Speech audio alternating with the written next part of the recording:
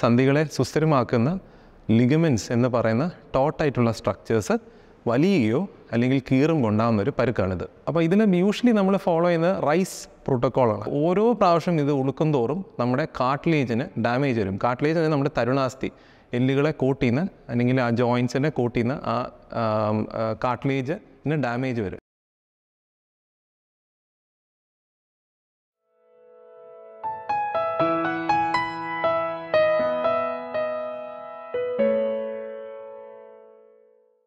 നമസ്കാരം, ഞാൻ doctor Arun Varghese Jacob, team of hospital തിരുവല്ലയിലെ കൺസൾട്ടൻറ്റ് ഓർത്തോപെഡിഷനും ഫുട്ട് ആൻഡ് ആങ്കിൾ സർജനായിട്ട് പ്രവർത്തിക്കുന്നു.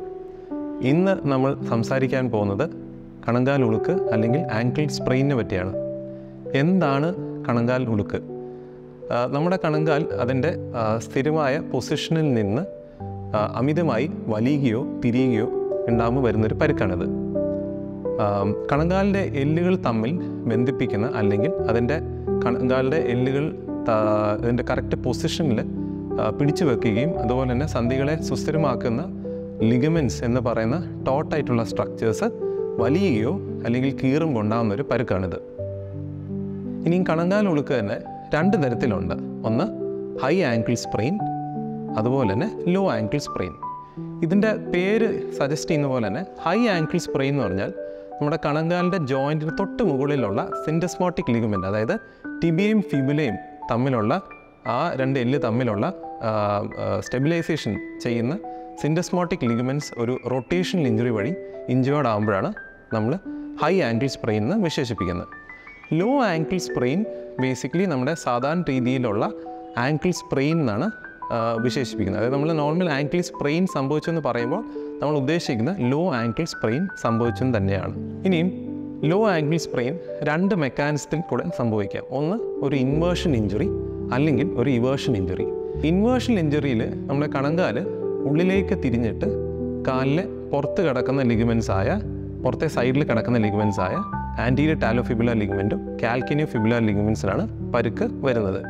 ഇതിൽ ആൻറ്റീരിയർ ടാലോഫിബുലാർ ലിഗമെൻ്റ് ആണ് കുറച്ചുകൂടി വീക്കർ. അതുകൊണ്ട് അതാണ് ഫസ്റ്റ് സ്ട്രക്ചർ ഇതിൽ പരുക്ക് വരാൻ. അത് കഴിഞ്ഞിട്ടാണ് കാൽക്കിനിയോ ഫിബുലാർ ലിഗമെൻറ്റിന് പരുക്ക് വരുന്നത്.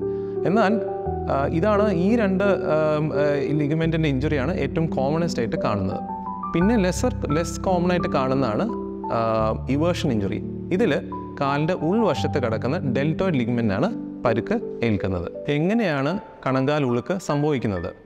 ഒന്ന്, നമ്മൾ സ്പോർട്സിൻ്റെ ഭാഗമായിട്ടോ അല്ലാതെയോ നമ്മൾ ചാടുകയോ ഉതുക്കുകയോ ചെയ്തതിന് ശേഷം കാൽപാദം അസാധാരണ നിലയിൽ തിരിഞ്ഞ് കുത്തുക ചെയ്യുന്ന സമയത്ത് ഇത് വരാം. സോ ബേസിക്കലി ഇത് സ്ട്രെയിറ്റ് ആയിട്ട് വന്ന് വീഴുന്നതിന് പകരം നമ്മൾ കാല് ചെരിഞ്ഞ് വളഞ്ഞ് ഇത് വന്നിട്ട് തറയിൽ ടച്ച് ആകുമ്പോൾ തിരിഞ്ഞിട്ടാണ് ഈ ഇഞ്ചുറി സംഭവിക്കുന്നത്. നമ്പർ 2, സ്റ്റെപ്സിൽ നിന്ന് അല്ലെങ്കിൽ ഗോണിപ്പടിയിൽ നിന്ന് കാലിതുപോലെ ട്വിസ്റ്റായിട്ട് നമ്മൾ തെന്നി വീഴുമ്പോൾ ഇതുപോലെ കണങ്കാൽ ഉളുക്ക് സംഭവിക്കാം. അതുപോലെ തന്നെ നമ്മൾ നിരപ്പല്ലാത്ത സ്ഥലത്ത് സ്പീഡായിട്ട് നടക്കുമ്പോഴോ അല്ലെങ്കിൽ ഓടുമ്പോഴും ഇതുപോലെ കണങ്കാൽ ഉളുക്ക് സംഭവിക്കാം. കണങ്കാൽ ഉളുക്ക് ഏത് ടൈപ്പ് ഓഫ് ആൾക്കാരിലാണ് കൂടുതൽ സംഭവിക്കാനുള്ള ചാൻസ് കൂടുതൽ? അതായത് മുമ്പേ തന്നെ കണങ്കാലിനൊരു പരുക്ക് വന്നു, അത് വേണ്ടിയിട്ട് നല്ലൊരു രീതിയിൽ ട്രീറ്റ്മെൻറ്റ് ചെയ്തിട്ടില്ല, അല്ലെങ്കിൽ അതിൻ്റെ റീഹാബ് പ്രോഗ്രാം നന്നായിട്ട് പോയിട്ടില്ലെങ്കിൽ ഇതുപോലെ ഒരു ഇഞ്ചുറിക്ക് വീണ്ടും പ്രോണാണ്. അതായത് ആ ഒരു ലിഗമെൻ്റ് നല്ല രീതിയിൽ ഹീലായിട്ടില്ല. അതുകൊണ്ട് ഇങ്ങനത്തെ ഗ്രൂപ്പ് ഓഫ് ആൾക്കാർ വീണ്ടും ഇഞ്ചുറിക്ക് പ്രോണാണ്. അതുപോലെ തന്നെ കണങ്കാലിൻ്റെ ചുറ്റുമുള്ള വീക്ക്നെസ്, മസിൽസിൻ്റെ വീക്ക്നെസ് കാരണത്താൽ, വീക്ക്നെസ് കോസ് ചെയ്യുന്ന കണ്ടീഷൻസ് കാരണത്താൽ ഇതുപോലെ സംഭവിക്കാം. 3, നമ്മൾ നല്ല രീതിയിൽ ടൈറ്റ് ഫിറ്റിംഗ് എന്നല്ല, ഇൻഫാക്റ്റ് നല്ല ഫിറ്റിംഗ് ആയിട്ടുള്ള ഷൂസ് യൂസ് ചെയ്യാതെയും അതുപോലെ തന്നെ ഹൈ ഹീൽ ഷൂസ് ഉപയോഗിക്കുമ്പോഴും ഇതുപോലെ കണങ്കാൽ ഉളുക്ക് വരാനുള്ള സാധ്യത കൂടുതലാണ്. 4, സ്പോർട്സ് ഇഞ്ചുറി, അതായത് ചാട്ടവും കട്ടിങ് ആക്ഷൻസും അതുപോലെ തന്നെ കണങ്കാൽ ഉരുളൽ വരേണ്ട സ്പോർട്സ് ആക്ടിവിറ്റീസ്.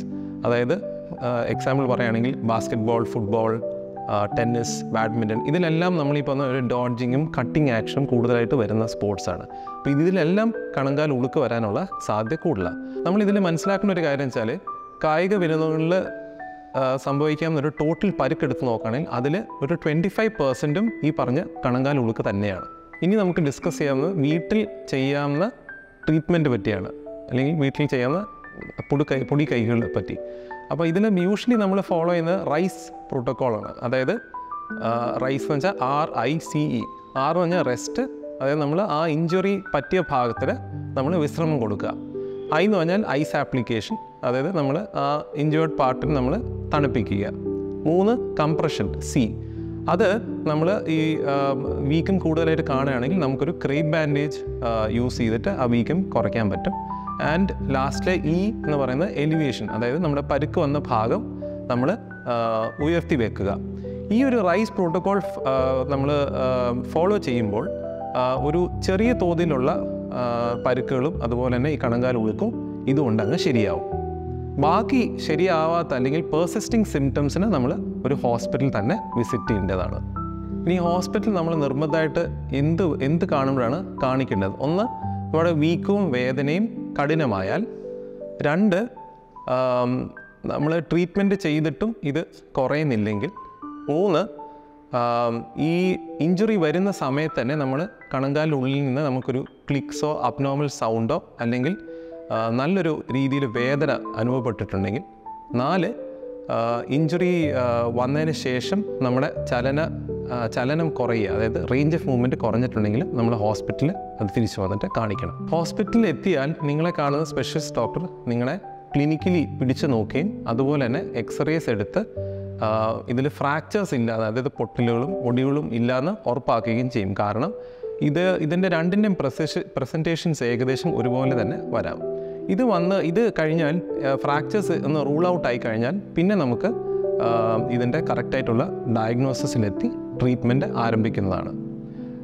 ഈ ഒരു കണങ്കാൽ പരുക്ക് അല്ലെങ്കിൽ കണങ്കാലിൻ്റെ ഉളുക്ക് നമ്മൾ കറക്റ്റായിട്ട് ടൈമിൽ വന്ന് ഡയഗ്നോസ് ആയി ട്രീറ്റ് ആയില്ലെങ്കിലുള്ള പ്രശ്നങ്ങൾ എന്തൊക്കെയാണെന്ന് ചോദിച്ചാൽ, 1, നമുക്ക് ക്രോണിക് പെയിൻ ഉണ്ടാവാം, അതായത് വിട്ടുമാറാത്ത വേദന. 2, ക്രോണിക് ഇൻസ്റ്റബിലിറ്റി, അതായത് നമ്മൾ നിരപ്പല്ലാത്ത സ്ഥലത്ത് നടക്കുക അല്ലെങ്കിൽ ഇതുപോലെ സ്പോർട്സിൽ വീണ്ടും നമ്മൾ ടേക്ക് പാർട്ട് ചെയ്യുമ്പം വീണ്ടും കണങ്കാലിങ്ങനെ ഉളുക്കിക്കൊണ്ടിരിക്കുന്ന കണ്ടീഷൻസിൽ എന്താ ഉണ്ടാകുന്ന വെച്ചാൽ ഓരോ പ്രാവശ്യം ഇത് ഉളുക്കും തോറും നമ്മുടെ കാർട്ടിലേജിന് ഡാമേജ് വരും. കാർട്ടിലേജ് അതായത് നമ്മുടെ തരുണാസ്ഥി, എല്ലുകളെ കോട്ട് ചെയ്യുന്ന അല്ലെങ്കിൽ ആ ജോയിൻസിനെ കോട്ട് ചെയ്യുന്ന ആ കാർട്ടിലേജിന് ഡാമേജ് വരും. കാർട്ടിലേജ് ഡാമേജ് വരുമ്പം എന്താ പ്രോബ്ലം എന്ന് വെച്ചാൽ ഇതിൻ്റെ ലോങ് റണ്ണിൽ എല്ലിൻ്റെ തേയ്മാനത്തിൽ അത് കലാശിക്കും.